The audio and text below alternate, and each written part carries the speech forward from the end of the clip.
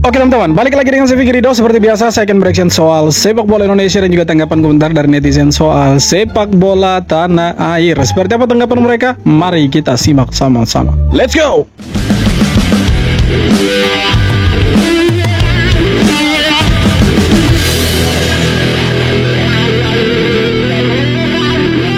Towel, ini buat Towel si pengamat sepak bola yang katanya paling paham tentang sepak bola, tentang perkembangan sepak bola di Indonesia. Kasih Ini paham bang.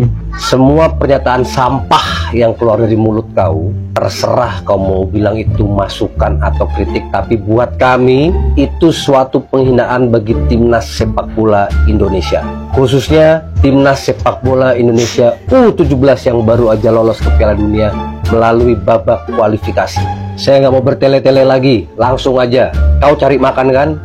Saya juga cari makan. Dan kebetulan istri saya juga sebentar lagi mau melahirkan. Saya sih nggak munafik. Ayo, kita sama-sama cari makan dengan cara laki-laki. Wih bang, jangan terlalu serius bang. Santai bang, santai. Kita dengan kita jadi. Saya mewakili perasaan seluruh supporter timnas sepak bola yang merasa tersakiti akibat ulah mulut kau itu, Towel. Kita ketemu di tengah, sama-sama cari sponsor, cari promotor, sesuaikan berat badan. Saya harus turun berat badan, ayo. Saya harus naikin berat badan juga, ayo. Yang penting ketemu sama kau di ring. Ini serius, buktiin. Bukan cuman mulutmu aja yang besar. Ayo, mainkan. Sekali lagi, saya serius ini, Towel. Ketemu sama saya di ring resmi. Santai bang, tidak segala sesuatu harus selesaikan dengan ya baku pukul. Tapi ya mungkin kita bisa pahami lah apa yang dimaksud dari abang ini, bahwa kekesalan ya beliau sebagai supporter dengan Bung Towel mungkin sudah tidak bisa tertahankan lagi, berhubung statement-statement Bung Towel yang kita tahu lah selalu berseberangan dengan Coach STY maupun ya Coach Nova. Bukan berseberangan tapi selalu mengkritik lah. Nah sebenarnya bukan hanya abang ini sih kalau mau dinilai secara kasar, yang mau memukul Towel, yang mau mendoxing Towel segala macam. Mungkin semua orang lah yang selama ini kita itu berada di jalur yang sama dengan STY, katakanlah seperti itu, dengan Coach Nova. Ketika mendengar pernyataan dari Bung Towel, pasti kita sedikit tidaknya panas. Nah mungkin ini yang diutarakan oleh abang ini. Menurut saya ya sah-sah saja. Tapi ya kembali lagi, semua harus diselesaikan dengan kepala dingin. Ya apapun itu pasti punya solusi lah. Tapi ya dia punya pendapat juga. Dia berhak untuk ya, menyuarakan ekspresinya dia, pendapatnya dia, bahwa ya Towel itu harus dikritik balik, atau narasi-narasi narasi-narasinya Towel itu harus di counter. Jadi ya solusi terbaiknya adalah ya terserah persetan dengan Towel. Dia mau bilang apa, dia mau ngomong apa, ya terserah dengan dia, ya kan. Toh sepak bola tetap jalan, timnas tetap masuk Piala Dunia, tetap jalan tanpa Towel. Santai bang, santai. El Real hancur lebur dihajar Arsenal 3-0.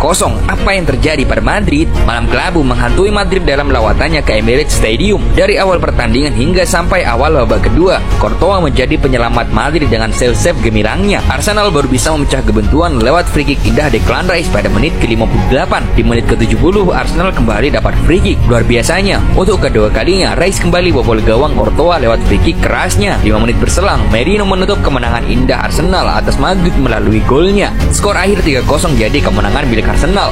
Apakah dengan agregat 3-0 ini, kalian para Madridista yakin Madrid bisa comeback di leg kedua? Halo pendukung Real Madrid. Sehat kah hari ini, semangat bekerjanya? Semoga pendukung Real Madrid hari ini tetap semangat. Ya, ini defisitnya 3 gol. Semoga bisa kejarlah nanti di Santiago Bernabeu tuh. Semoga kalian tetap semangat lah. Ini Coach Justin full senyum ini, Cok. Full senyum dia. Awalnya dipandang sebelah mata, ternyata jadi tim dengan konversi gol terbaik di Piala Asia. Segrup dengan Korea Selatan, Yaman, dan Afghanistan, peluang Indonesia untuk lolos ke 8 besar Piala Asia U17 sempat diragukan. Fakta di lapangan lawan Korea Selatan menang, lawan Yaman malah ngebantai pol-polan. 19 tembakan, 8 tepat sasaran, 5 gol bersarang dalam 2 pertandingan. Itu artinya konversi gol Indonesia mencapai 33%, jadi yang terbaik di Piala Asia U17 2025. Yang terbaik. Lebih baik dari tim macam Uzbekistan, Korea Selatan, bahkan Jepang. Evandra jadi penembak terbanyak dengan 7 tembakan, 5 tepat sasaran, 3 gol disarangkan. Membuatnya jadi top skor sementara bersama pemain Jepang Minato Yoshida. Makanya saya bilang, kalau mereka konsisten bermain seperti lawan Korea Selatan, lawan Yaman, ya tidak menutup kemungkinan U17 ini akan jadi juara Piala Asia. Walaupun ya nanti pasti banyak yang bilang ini berat karena kan ketemu negara-negara kuat seperti Qatar, Uzbekistan, Jepang masih ada, Australia masih ada. Tapi ya bodo amat lah. Tapi kalau kita lihat tuh perjalanannya U17 ya siapa sih yang menyangka mereka bisa ada di pemuncak klasemen. Kita satu grup dengan negara-negara yang kalau boleh dibilang ya ini nih grup neraka seperti Korea Selatan, Yaman, Afghanistan. Tapi ya hasilnya di 2 pertandingan kita bisa cetak 5 gol dan kebobolan 1 gol. Keren ini timnas U17. Sejauh ini untuk kelompok umur sekali lagi sorry to say bahwa kelompok umur yang paling bagus, yang terbaik saat ini ya U17 di bawahnya Coach Nova. Tidak bisa ditampik soal itu. Jangan sampai Matteo Baker masuk timnas senior. Nanti ia bisa mewujudkan mimpinya untuk bermain bersama salah satu idolanya dan akan memberi warna baru untuk timnas Indonesia. Secara posisi bermain, mereka memiliki kesamaan. Keduanya sama-sama fasih saat ditempatkan sebagai bek tengah sebelah kiri maupun fullback atau wingback kiri. Secara gaya permainan, Matteo Baker dan Dustin Hafner juga sangat mirip. Keduanya dikenal sebagai bek tanpa kompromi dan juga dikenal sebagai ball playing defender. Mereka dianugerahi kemampuan untuk melepaskan umpan panjang dan akurat. Akan seperti apa jika suatu saat mereka bisa bermain bersama? Ya, jadi Matteo Baker ini salah satu talenta muda yang pasti akan menempati salah satu posisi di timnas senior, yakin sih. Soalnya anak ini dia luar biasa. Dia sangat tenang di belakang dan ya dia cocok lah untuk bermain sebagai center back bagian kiri maupun di left back. Ya bagus lah. Tapi ya kita jangan terlalu senang dulu karena masih terlalu muda dan jangan sampai kita terlalu dini untuk memuji pemain-pemain ini. Takutnya mereka ya tahulah pemain-pemain Indonesia star syndrome, kemudian mereka lupa bahwa mereka itu pemain profesional. Ya by the way, tapi Matteo Baker oke lah. Semoga bisa dipromosi dan ya semoga tetap berkembang dan bela timnas sampai senior tuh. Keren. Inilah momen di mana pemain Yaman tak terima dengan perlakuan pemain timnas Indonesia U17. Diawali dengan blok sempurna Al-Ghazani terhadap pemain Yaman yang mencoba memberikan crossing. Lalu Al-Ghazani melakukan selebrasi sambil menabrakkan badannya ke pemain nomor punggung 15 tersebut. Pemain Yaman yang tak terima tersebut meminta Al-Ghazani meminta maaf, dan setelah Al-Ghazani melakukannya, ia tersenyum tapi seakan dendam. Benar saja, tak lama kemudian ia melakukan pelanggaran cukup keras kepada pemain Garuda Muda. Adalah Fabio yang dibuat tersungkur karena injakan kaki dari pemain Yaman yang terlihat cukup sengaja. Namun wasit tidak melihat kejadian ini sebagai pelanggaran dan tidak memberikan peringatan apa. Iya, itu yang membuat kita kesal juga waktu Indonesia lawan Yaman. 2 kali loh pemain-pemain Yaman itu tackle keras ke pemain Indonesia. Pertama itu nomor 5. Terus yang kedua, kipernya itu tidak ada red card di situ. Itu yang disayangkan, harusnya itu red card sih. Ya itu direct red card, itu bukan soal kartu kuning dan lain sebagainya. Itu langsung direct red card itu. Tapi wasitnya tidak kasih red card, malah dibiarkan saja. Kampret memang wasit. Ke rumah Pak Markom bareng si Madun. Assalamualaikum Pildo. Asik. Yes, alhamdulillah timnas Indonesia dengan perkasanya mengalahkan Yaman dengan skor sangatlah 4-1. Gol-gol diciptakan oleh Zahabi Goli, Alberto, dan 2 gol diciptakan oleh Evandra Florasta. Dengan begitu Indonesia lolos ke 8 besar Piala Asia U17 dan juga resmi menjadi salah satu kontestan di Piala Dunia U17 di Qatar tahun ini. Alhamdulillah guys, kita lolos untuk pertama kalinya lewat jalur kualifikasi. Congrats Coach Nova, congrats Putu Panji dan kawan-kawan. Kemenangan ini harus kita syukuri dan semoga menular ke abang-abangnya di timnas senior nanti. Gimana guys komentarnya? Keren. Semoga mereka bisa bicara banyak di Piala Dunia U17 karena lawannya pasti tidak mudah. Tapi kita sudah ada di sana, suka tidak suka, mau tidak mau, like or dislike, ya kita harus fight habis-habisan di sana. Kita harus membantai semua lawan-lawan kita yang ada di sana. Tapi aku sih yakin timnas U17 ini bisa bicara banyak di sana. Yakin sekali saya. Timnas U17 lolos Piala Dunia usai menang telak 4-1 lawan Yaman. Evandro Floresta brace alias cetak 2 gol. Putut Panji sempat kasih penalti buat Yaman, tapi akhirnya ditebus sama performa tim yang makin gila di akhir-akhir laga. Dava di bawah Mister juga gokil banget nih. Padahal babak kedua Yaman mulai neken terus. Pressing habis-habisan pakai bola pendek. Klik link di bio gue buat nonton match seru. Dan yang paling epic, gol keempat itu teamworknya cakep banget nih. Jos Holong kasih umpan ke Evandra, sempat diblok tapi bola rebound langsung ditendang lagi dan gol. Gokil banget nih, mental anak-anak ini udah mulai kebentuk. Semoga nular ke timnas senior. Ya harusnya nular supaya kelompok umur U17 dengan senior itu mereka sama-sama dari Piala Dunia. Keren lah. Beda dengan tetangga kita yang masih berkutat di AFF dan masih berjuang untuk Piala Asia. Baik kalau lolos. Breaking news, guys. Ada info baru nih. Full time, alhamdulillahirrahmanirrahim. Timnas Indonesia U17 berhasil meraih hasil kemenangan menghadapi Yaman dengan skor 4-1. Bantai-bantai. Walaupun ya permainannya tidak total football, tidak menyerang, tidak terlalu memegang bola lama-lama, tetapi di sini gua bilang lagi-lagi inilah yang diperlukan oleh timnas Indonesia. Taktik yang seperti ini ya, bermain lini pertahanan yang terorganisir dengan baik, membaca ritme permainan, membaca alur permainan. Ya, ini sangat-sangat luar biasa ya. Gol dicetak oleh Zahabi Goli, Alberto dan Evandra 2 gol. Walaupun ya wasnya agak-agak nih. Harusnya kartu merah tuh kiper dari Yaman, dan di yang goros-goros tuh juga kartu merah, 2 kartu kuning. Sekali lagi timnas Indonesia menang. Let's go Garuda Muda. Bravo timnas. Assalamualaikum Piala Dunia. Assalamualaikum Pendon U17 ya.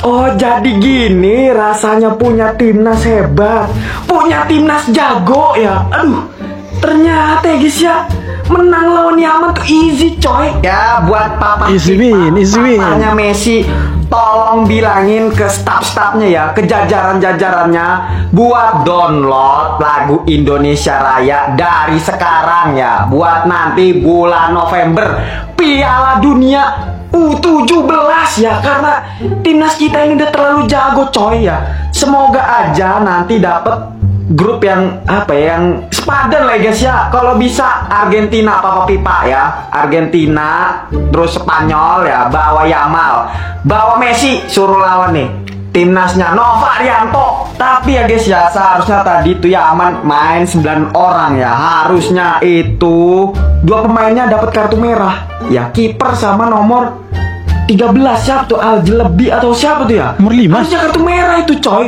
Emang dasar wasitnya kocak coy. Klasmen sementara Piala Asia U17 setelah Indonesia menang 4-1 atas Yaman, Indonesia berada di posisi pertama dengan poin 6, diikuti Yaman di peringkat kedua dengan poin 3. Nah, Indonesia itu memastikan diri sebagai juara grup C. Sekalipun nanti di pertandingan terakhir kalah lawan Afghanistan, Yaman atau Korea menang dan akhirnya poinnya sama-sama 6, Indonesia tetap akan juara grup. Kenapa? Karena regulasi di Piala Asia kali ini head to head yang dihitung duluan. Jadi Indonesia udah memastikan diri sebagai juara grup C. Nah, untuk lawan di perempat final, kita menunggu antara Tajikistan atau Iran atau Korea Utara. Siapa yang jadi runner up di grup D ini, inilah yang bakalan menjadi lawan kita. Sekali lagi kita ucapkan selamat kepada adik-adik timnas U17. Perjuangan kalian patut diapresiasi. Indonesia lolos Piala Dunia. Indonesia mendunia. Kalian semuanya kelas dunia. Salam di keren, kelas abangku. Oke teman-teman, jadi itu dia beberapa video tanggapan komentar dari netizen soal sepak bola Indonesia yang semakin mendunia, di mana timnas U17 berhasil lolos ke babak berikutnya, ke quarter final. Tidak hanya ke quarter final, timnas U17 juga berhasil lolos ke Piala Dunia U17 yang akan dilangsungkan di Qatar pada bulan November tahun ini ya. Ini membuat kita mencetak sejarah lagi, satu-satunya negara dari Asia Tenggara di kelompok umur yang lolos ke Piala Dunia.